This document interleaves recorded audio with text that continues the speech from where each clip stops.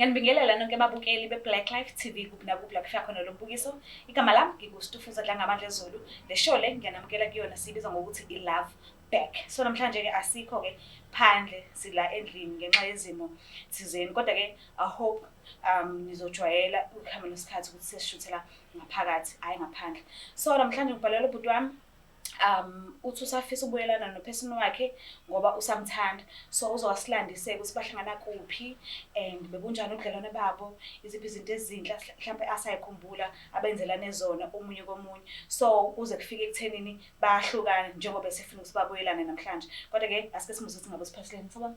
Sabona. Kunjani? Ngiyaphila nami. Ubani sibonga ubhuti? Sibonga mina wami Mkhize. Mkhize. Oh, alright. Ukhanya waseswini. Okay. So, ukhulele kuphi ubhuti wami Mkhize? Mina ngokuzalwa ngisuka eHammersdale. Okay. Yes. Ukhulele khona nje? Yes, ngikhulele khona impilo yami yonke nje. Oh. Benjani impilo usakhula? Mina ngumuntu okhule ngizothi benginomzalo yedwa uma wahamba ngisemncane so ngasala yes. Oh, okay. Wahamba ngisemncane so ngasala nobaba.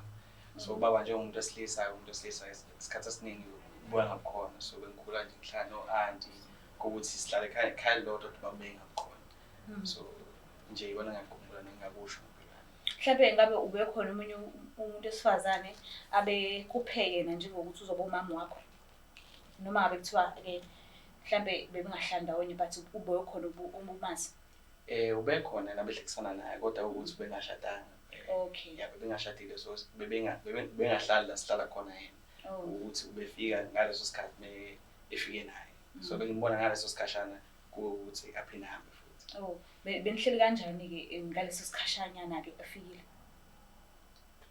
Angeke ngisho ukutheni ukuthi mhlambe kukhona okuthile besingahlala nakho behlala ekhaya kakhulu baba nomuzi wakhe so sihlala ekhaya kakhulu. So noma efikile usuke ezobehleli nobaba endlini yababa. So isikhathi sokuthi ahlale nami besingabi khona. Bengakuba umuntu mhlambe engiqondisana naye. Oh, alright.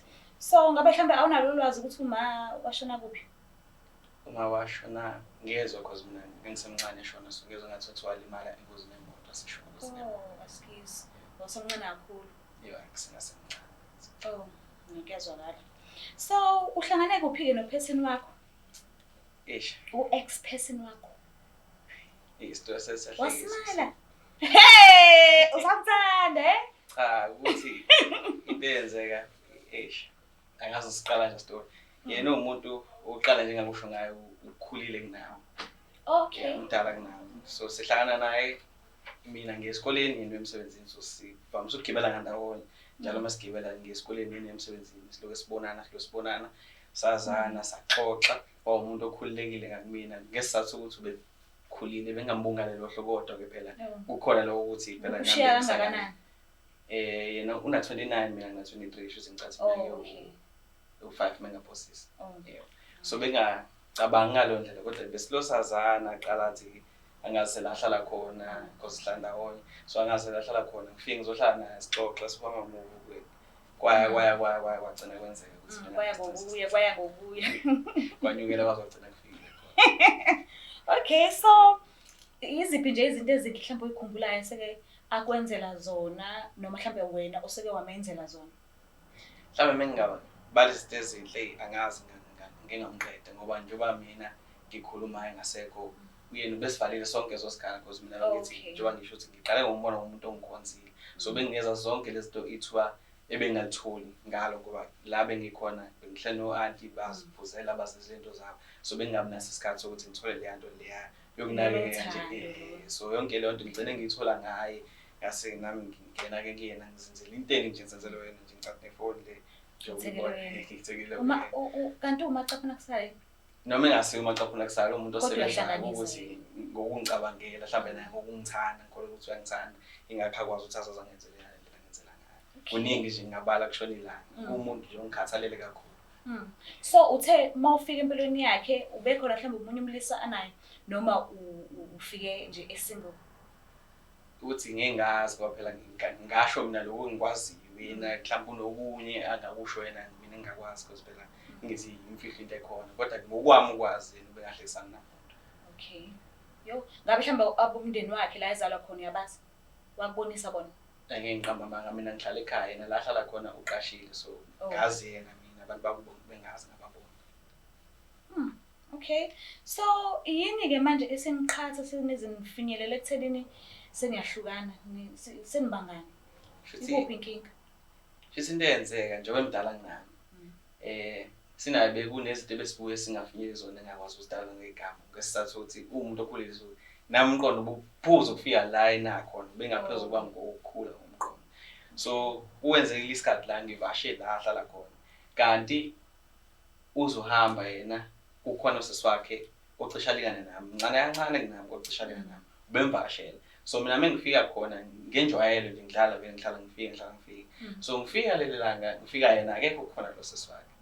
So ebese ke kwenzeka amaphutha anzeka. Kanjani manje? Cha ukuthi kwasuke kwaqonana ukuthi imali kanti mawuya endlini yasiswa ubusujwayele ngale ndlela ukuthi awusamfonela umtshela ukuthi mama ngiyeza. Unokhiye ngicasa abathathu ababili bangangena ngokuhlala kimi. Buhlala kumina isikhathi sahle kuhlala. So bengiya nje noma ngithola ithuba because mina ngithi bengimncane ngifunda isikole.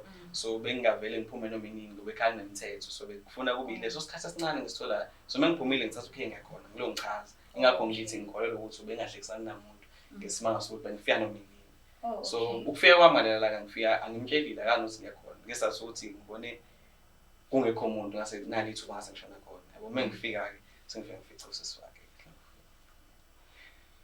Then mawusufica usisi wakhe ke kwenzakalani? Cha phela ngingena ngidalule ngaka. Musufa ueshe indaba ngibuza ukuthi kwenzakalani mawufica usisi wakhe. Awu Jesu. Cha phela amaphutha ayenzeka nje akekho umuntu ongalenzi iphutha. Yilona amaphutha akhe nawo ngana amaphutha akho ngitshela wona ngeke ngawazi. Yilona amaphutha akhe. So kwenzeka ukuthi siqondana ukuthi fiki lapha nami into engengazi ukuthi mhlawumbe mathiwa ngipha amazwi ngayichaza ngithi into enjani lenzeka lapha kodwa kwenzeka. Yabo. Kanti kuzokwenzeka lo ngimficile ngitshela ukuthi lo uhambile akabuyi. Wase yabuya ke lo hambile because mina ngiphuma ekhaya phuma sakudoja mengiphuma ekhaya. So ukudoja kwami ngikwazi ukudoja ngiphuma ngidoje ngibuye. So ngazi mengidoje ngiphuma ngokubuya ngalesikhathi ebengisikalile. So if ngingasona lesikhathi engisikalile ngizothi ngiphuma phi. Yabona. So ngadoja ngahlala lapha kwaphoqa ukuthi ngihlale khona ke manje ngesizathu ukuthi ngikalele isikhathi lesi engidoje ngaso. Yabona. Yena into siyashaya ke sahlala kaze kwaze kwenzeke kungafanele kwenzeke kanti uzobuya. Kwaqala kanjani? Ukupho kwami naye noma okwakho nosisi wami fica endlini usisi wakhe.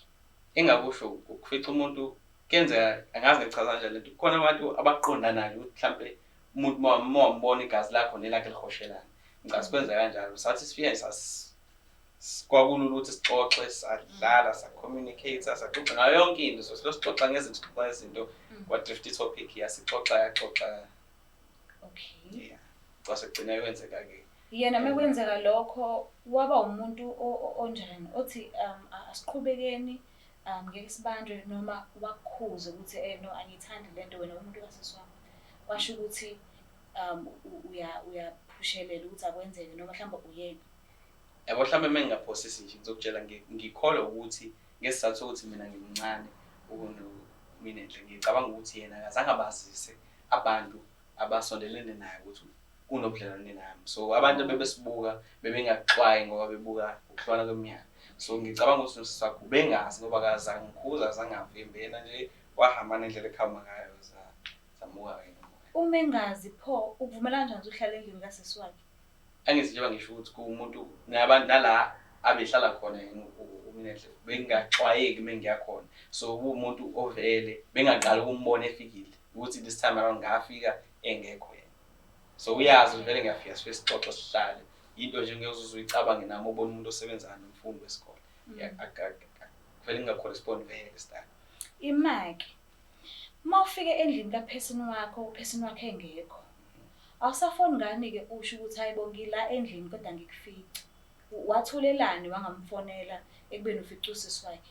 Cha ngesizathu sokuba umfundi umfundi azikho into awukwazi awubuyi nemali nani. So imali eningi bengiyithola ngayo ngithola kuyena. So ufika kwami lapha endlini ngazi ukuthi emuva ngibuyile ngifica untombazane usisi wakhe. Mengifica usisi wakhe angizange sasibona isidingo sokuthi ngifone ngoba ngithe ngifika kuyena wasengitshela ukuthi uhambe ethwe endaweni yokuthi uzobuya ngesikhathi sokuthi. So ngazi ukuthi mina ngizohlala la ngilinde nabuye ngalesikhathi azobuya ngaso. So angizange ngisasibona isidingo sokuthi mhlambe ngimfonele ngimuzwe ukuthi uthini uzobuya nini yena.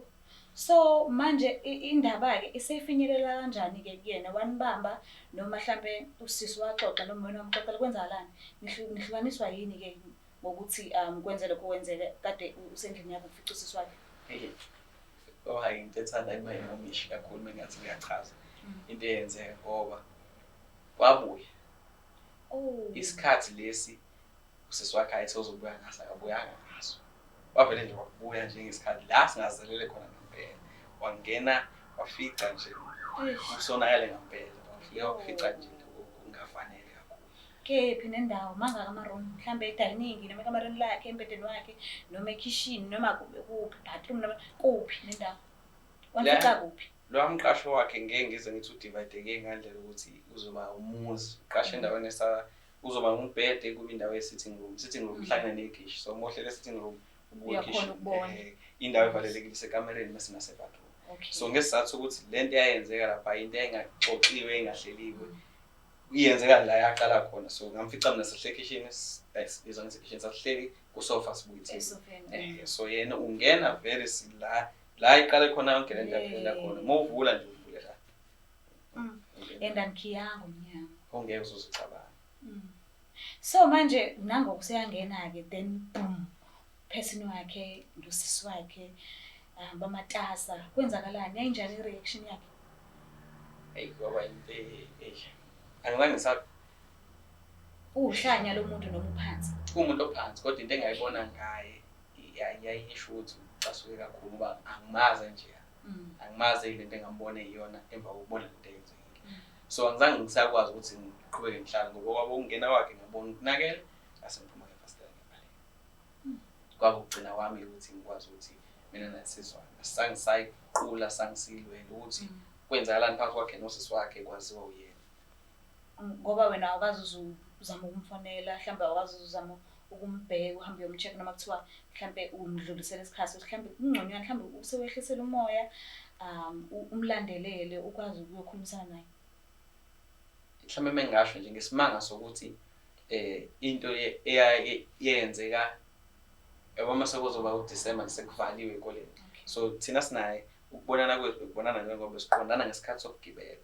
So manje mase kuvaliwe ekoleni ilona lo usuke ehleli ku yena usuke seqhubeka nokusebenza ukuthi mina akukho la sesohlangana khona naye ukuze mina nahlangana ukuthi ufuna mina ngila kuhlala khona and into engambone iyona ngelanga ngicela ukumbona engangivumela ukuthi ngibuye khona. So ngicela ngithatha isinqumo sokuthi ngizoyiyekelela ingakho sekuthi namhlanje ake mhlambe ngizame kukhona abanye abantu abangangenelela ngizwe ukuthi udaba lwaqala khona njengegamuko lesigameko kwaphetha kanjani and kusangenzeka ukuthi mina naye silungisa izinto ngoba ngangijabulela kakhulu indlela angiphatha ngayo. Mana ke manje wena mhlambe ngabe ufuna ukubuyelana naye ngoba ujabulela indlela ayikuphatha ngayo phelela lapho noma mhlambe nibheke emshadweni athina ama plans akho ngaye. Ngokwami njengakusho ukuthi ngeke uhleze umfundi usazokhula uthola umsebenzi ukhona ubeka imali uphante ube sesigabeni sokuthi usungakhona ukuthatha umuntu abe unkosikazi wakho. So wena uzimisele ngani ngaye njengoba ufuna ukubuyelana naye ufunani? Ufuna indlela bekuphethe ngayo noma ukunibheka emshadweni? Mhlambe ngingasho ukuthi ngifisa ukubona ithuba lokugcina ukuthi ingahambe phela ngoba lento into sinesikhathi yenzeka njengoba ngisho mina naye besizwana ngisafunda isikole mina ngicathi bekuyi grade level engikhuluma ngayo ngoba manje ngeze unyaka wami wesibili e-university. So ngifuna ukubona ukuthi kusangenzeka ukuthi siphinde sixhumane sinaye kwenzeka le kwenzeka ngayo ngoba kukhona abakhe empilweni yami kwakuvale esikhulu isikhala mengasho isikhulu kakhulu isikhala sifana. So ukuphuma kwakhe kumina kushiye indawo engavalwe umuntu. Ngiyahlangana nabantu abontanga bami ngiyahlangana nawo umhlobo womuntu osifazane naye ongayicabanga kodwa akekho ukwazi ukwenza lento yena beyenza. So bengifisa ukuzwa namhlanje ukuthi angakwazi ukuthi angixolele mhlambe ngenze ube akudluleki ngoba naye ngibambela inhliziyo. Mhlambe mengakwazi ukuthi angixolele yena mengisangenzeka mhlambe futhi kuphinde iqhubeke la kwagcina khona kusangaqhubeka ngoba kade angigcinele ukubona. Mhlambe njengoba uthi uke wabathola ontanga bakho kodwa bebengayenzi lento lo sisi lo abeyenza. Ngabe abantu ohlangane nabo usahlukene naye bebe abantu abanjani? Nzima phela umbuzo kanjalo ngoba ngesimanga sokuba ingane. Ngesimanga sokuba ingane siyadudana uma usuhlala nabangani, hlohlani yona shelubani yabona ukubuka kanjani ubani yabo. So akunayo indlela ethi mhlawumbe ngingabachaza ngayo bebonke kodwa nje engabasamaraza ngibagoqe bonke bayayithanda imali. Kanti mina ngijwayele imali iza kumina manje bese iphuma angifuni imali. Angifuni ngisho isitalo sami imali. Imali nje ayize kuphela bese iphuma ayenzi kahle. Wayenga-practice ukuthi imali ifanele uyikhiphe njengendoda because sazoba nabantwana ngelinye ilanga basazoqothula hhayi kancane. Cha nje kahle kahle intombi yondliwa kubo mase unkosikazi yes. So njengoba ngingakashadi usayoshadelwa ngelinye ilanga upho wayenga-practice-ke la ungakathathi umuntu. Okay, it's fine. So usisi uye wasinika inamba yakhe simtholile ukhona njengamanje kuma-parking. So ngabe ukulungela ukuthi ukhulumisane naye uzojabula umbona?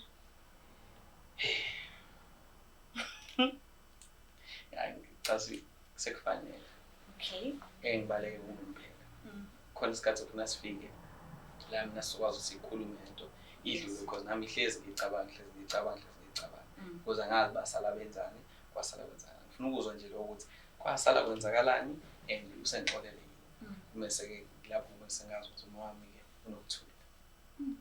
Bayathi amanzi la akamakhona Phinda mina ke. Yes. So if usisi uyavuma ukuthi nibuyelane angeke kushintshe ukuthi wawunosisi wakhe and leya feeling le owaba nayo the time uzijabulisa nosisi wakhe ngiyacabanga ukuthi uzayikhumbula namanje. So uzobusuzama kangakanani ukuthi ungamnaki ungamhaleli ungamdingi because phela akushintshile ukuthi usisi wakhe. Mise la nerongile amanzi. Lamanzi kuzomisa ngaphosa umisa ngesandla. Njengomuntu angeke ngize ngigarante ngoba ayikho incwadi yokuthandana. Awukwazi ungagarante wena uyagarante kumanje ukuthi mangase kuthiwa niyabuyelana ngeke usakwenza okuronke. So why ungakhona ukugaranta ngala?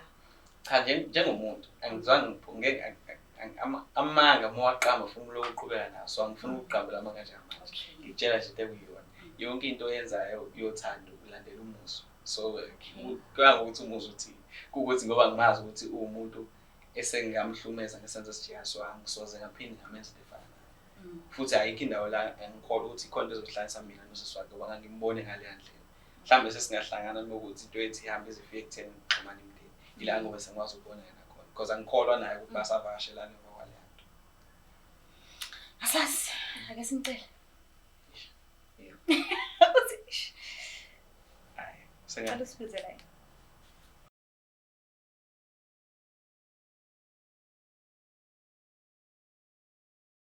Ngizokunichazela kabanzi ngokuthi iBlack Life TV is in partnership with uEasyBet. So ikhona ke ilink lapho kwi-description mekukuthi umuntu othanda ukubheja mhlambe ubuka ibhola noma mhlambe amahashi noma yini lezi zinto enithanda ukubheja ngazo nje ningakhona ukubheja nisebenzisa i-promo code ethi black50. Ngiyathemba ukuthi ngiyakukhumbula uBlack wethu uthi uno Q akusiyona uCK but uno Q. So usebenzisa uthi black 50 i-promo code mufuna ukubheja. So immediately uregister ku EasyBet mawusebenzisa i-promo code ethi black50 uyakhona ukuthi uthole i-voucher ka-R50 mahala mase bekunikeza nama spins ay-25. So ibani ni register ngiyithanda kakhulu.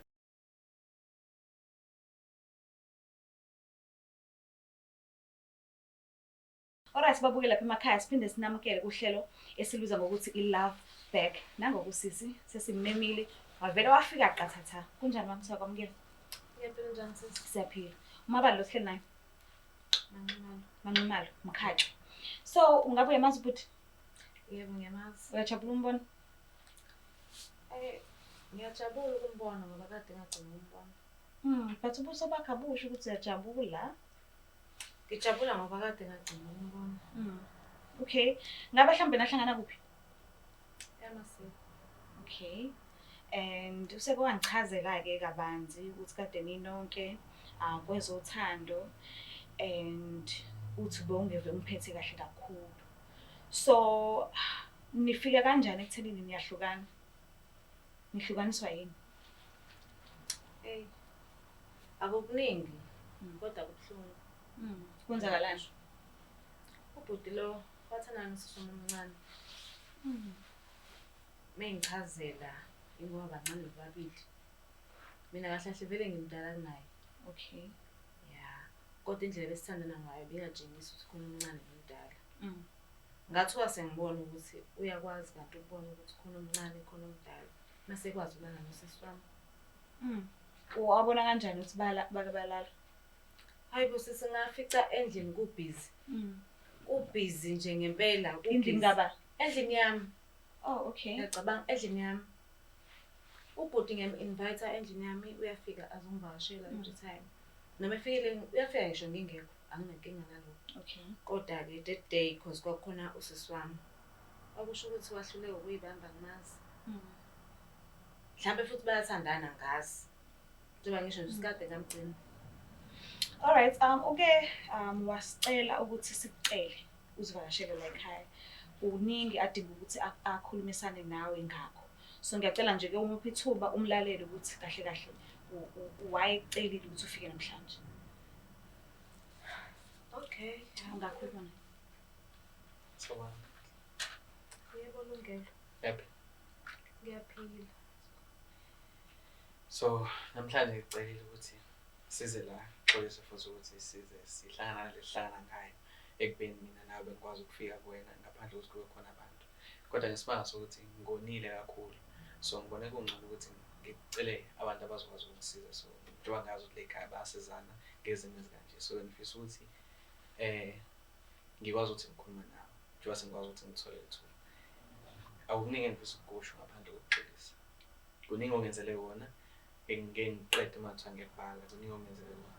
Futhi sikhula kwesikhathi sesichitha sesinawo.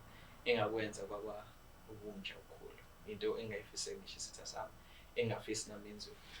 So ngakho ke ngithi ngifisa ukuthi ngixolise kakhulu. Angikwenzanga ngenhloso kwaba yiphutha. Ngiyafisa ukuthi uthole inhliziyo yakho ukuthi ungixolele ngoba kuze kube namhlanje uma ukutholela ukuthula nento engayenza ngoba into ebuhlungu kakhulu wonke okuhle ongenzela wona. So ngiyacela ukuthi uthole indlela ukuthi ungixolele. Mhlawumbe mengenzeka futhi ngingajabulela ukuba nawe empilweni yami ngesizathu sokuthi akekho umuntu okwazi ukungithanda ngendlela obenza ngayo. Angazi noma into kanjalo ingakwazi ukuthi yenze. Ukuthi ngiyazi ukuthi yini ongeke kube sinoma usithatha manje kodwa ngiyafisa ukuthi mekuphela lenkulumo kube into ezoyicabanga ukuthi ngisakhona enhlizweni yakho, enhlizweni yami usakhona nawe. So ngiyafisa ukuthi ukuthola enhlizweni yakho ukuthi ungixolele ngoba ngikwenzile kubi kakhulu.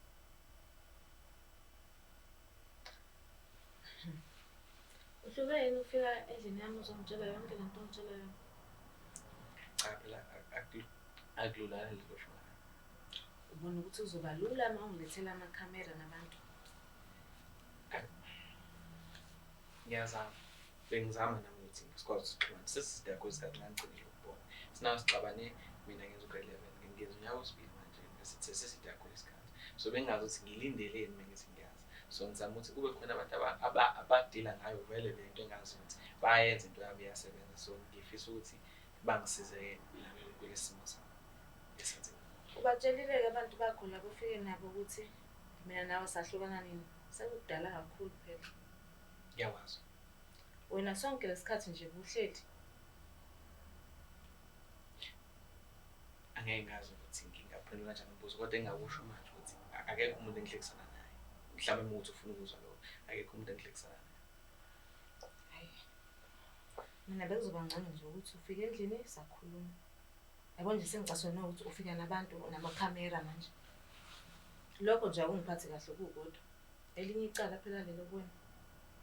Usuhlula yini ufike endlini? Usuhlula yini ukungifonela? Kade sihlezi sifonelana nawe. Cha, njengoba ngisho ngesizathu sesikhathi bese siside kakhulu isikhathi. Awu ngitshela wena Lungelo, lo sisi wami omncane mase umenze njani ke uma usubuyelana nami? Mhlawumbe angichazela ukuze uzwa-understand. Sosisi wakho asijule. Kwenza kanjalo la ngokuqala kwakugcina. Ngangiqala ukumbona ngoba ngimazi ngawe. Ngagcina lapho futhi umbona ngiphina ngibona. Ngiyacabanga naye ukutshela into ekutshela. Ulungelo shuthi wena uyakwazi ukudlala ngabantu yezwa. Usisi wami shuthi umlaqazile phela. Sosisi wakho asikazi sathana. asikazi ngangicela ukubona la Akwazi ukuthi angikaze ngathandana. Akwazi.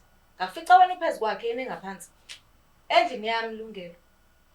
ngiyakuvuma ngiyavuma ucala ngiyaxoxa Yabona nje angeke ngisho singijabulile ukubona. Kodwa ngiyaphoxeka nje. Still namanje usangiphoxa sibukwa abantu manje. Kodwa uthando lwethu bekwelethu sobabili angithi. Mina wangiphoxa kakhulu Lungelo indlela engangithanda ngayo. Ngiyathemba ukuthi nawe uyazi ukuthi ngangithanda kanjani. Loku usaphatha nefoni wathengelwa yimina. kodwa ngicela uyibuke ngale lihlo mina nawe sithandana ngiyavuma nokuyaphuma nawe kodwa mina angikwazi ukuhamba nami ngaqonisa bamenezana ngesizathu ukuthi ngiyasaba ngami ngoba nathi mina ngimncane bese uthandana siphelele Namhlanje awusabi. Ngcono sibukwe izwe lonke. phela bengimncane ngwenza amaphutha ngiyingane manje sengithe ukukhula so ngibona izinto ngendlela ehlukile manje ngiyabona ukuthi iminyaka yenza umehluko ukuthi iqala bekunzima kuba nawe ubungafuni ucaca ukuthi mina nawe khona esiyenzayo Wena-ke ucabanga manje makuthiwa mina nawe siyabumelana. Sizobuyelana kuzoqhubeka kanjani? Soqhubeka kanjani nje sobabili emva kokungenza isimanga esigaka. into engeyisaphinde yenzeke ngiyathemba Anginaso isiqiniseko salokho angazi. Ngoba sesithathe iminyaka eminingi kabi. Yayibo miningi iminyaka mhlawumbe 4 years manje sahlukana mina nawe. Waqeda lapho wanyamalala wangasabuyi. Ngithi uzoqhamuka ke. Usuzoqhama after 4 years. Hayi ngeke. Mina ngiya-understand ngiyakubona ukuromba kodwa ngiyacela ukuthi ungixolele because ukuzwa kwakho namhlanje ukuthi nje ngizoxolisa mase ngiyezwa ukuthi kusangakwazi ukuthi mina nawe kube khona into esihlanganisayo noma ngasabanga ukuthanda kodwa mhlawumbe sihlangane sokuzwana Mina mfisa wazi ukuthi ufisa kuxolele kanjani. Yini luyixolisayo? Uxolisa ukuthini? ingabe ngiyaphosisa ngabe ngine-answer ukuthi ungixolele kanjani angazi ukuthi ngiphendule Uxolisa ukuthini kanti? ngixoxa ngenza phela mina ngibone kanye ngibone nje ngilanga elilodwa ngosuku oluyone kuphela akukho okunye angakwenzela wona nawe uyakwazi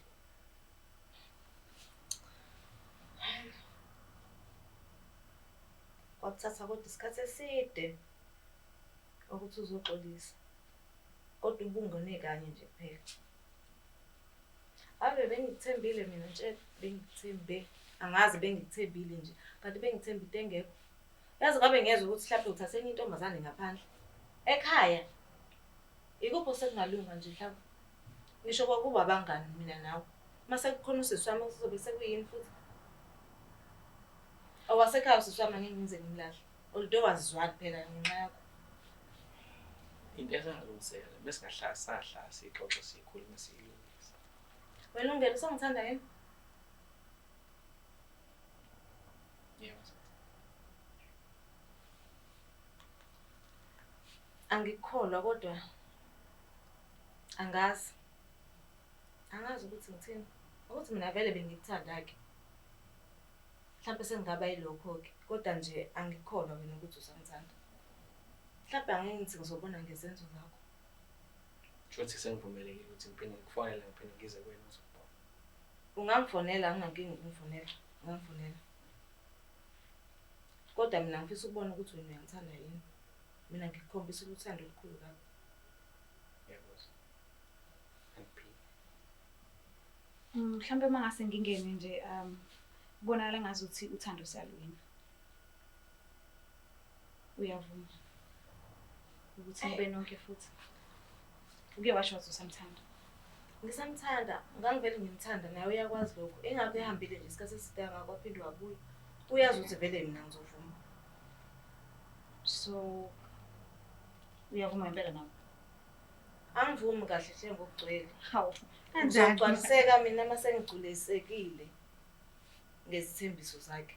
So uma ngase kuthiwa uyathembisa ukuthi ngempela unisela ukuthi abuyelane nawe and athandane nawe kuphela ahleze enawe so ungakhona ukuvuma maybe ukuthi isimo sinjalo. Mezongiphatha kahle njengoba nami bengiphethe kahle. Ucabanga ngiyathembisa umphatha kahle mfisa Okay, so ngiyacabanga ukuthi buye ngazuthi kuye ngazuthi uquke lisamlingani noma lusakulinga kuthiwani kahle kahle ngiyathanda lesi smile leso asihlale kanjalo igula phakade kuze kujesu babukela emakhaya engazuthi Nkosi yami siyalwina ukuthanda kulokho and ngazi ngajabula and bayafanele labantu naku bangizwile ukuthi ubhuti mncane kunaye mina ngibona ukuthi mncane ngibona engazuthi nje bacishe balingani ngazuthi couple grand ngazuthi semshadweni mhlambe siyomenywa nje ngelinye ilanga siyokikiza asazi mkuthiwa asithungise so siwinile namhlanje sizobabhukhela epicnic bahlale bebonke bazame futhi ukuhlanganisa uthando lwabo njengasekuqaleni ngicela ukuthi nawe uma ufuna ukubuyelana nesithando sakho ikhona i-email address elapho escreenini ungaxhumana nathi ukhulumisane nathi usinikeze inamba kaphesini wakho sizama ukuthi simthole khona nawe uzokwazi ukuthi wakho uthando futhi nomuntu wakho usamthanda ngiyanthanda kakhulu bye It's the Black Life TV.